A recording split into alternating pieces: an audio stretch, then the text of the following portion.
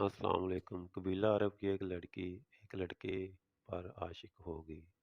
इश्क का भूत दोनों की सर पर चढ़कर नाचने लगा। मुस्तद ये कि दोनों ने भागकर शादी करने का फैसला कर लिया। लड़की ने कहा, मेरे पास एक तेज रफ्तार ऊँटनी है, हम रात को नदी पार करके दूसरे शहर रवाना हो जाएंगे। लड़के ने भी हाँ करके रजामंदी का इजहार किया। रात के पिछले पहर वक्त मुकर्रर पर नदी किनारे इकट्ठे हुए। लड़की बोली, मैं ऊँटनी पर सवार होती हूँ, तुम इसे पीछे से हाँकते हाँकते नदी पार करो, फिर ऊपर बैठ जाना नदी पार करके। लड़के ने कहा, मगर ऐसा क्यों, मैं भी तुम्हारे साथ ही बैठ जाता हूँ, हाँकने की क्या जरूरत है, खुद बहुत चल तो रही है।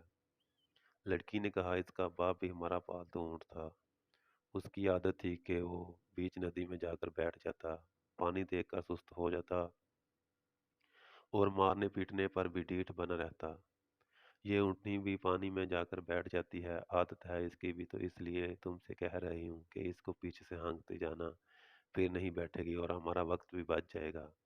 हम सुबह होने से पहले शहर से दूर निकल जाएंगे। लड़के ने कुछ देर लड़की के चेहरे पर नजरें गाड़े रखी और फिर ठंडा सांस लिया, जैसे कोई पुख्ता इरादा कर चुका हो, और बोला, हम भाग कर शादी नहीं करेंगे। मुकद्दर हुआ तो निकाह हो जाएगा, नहीं तो जो रब की रजामंदी, वापस अपने घर चली जाओ। लड़की ने कहा, मगर क्यों, अचानक क्या हो गया तुम्हें? इस पर लड़के ने कहा, इस ऊँटनी के बाप की हसलत इसमें मुंतकिल हो गई है, तो क्या मेरी हसलतें मेरी बेटी में और आने वाली नस्ल में मुंतकिल नहीं होंगी? आज मैं तुम्हारे साथ भाग रहा हूँ, कल मेरी बेटी किसी और के साथ भाग जाएगी। यह कहकर लड़का वापस पलट गया। दुनिया मकाफात अमल है, जैसा करोगे वैसा भरोगे।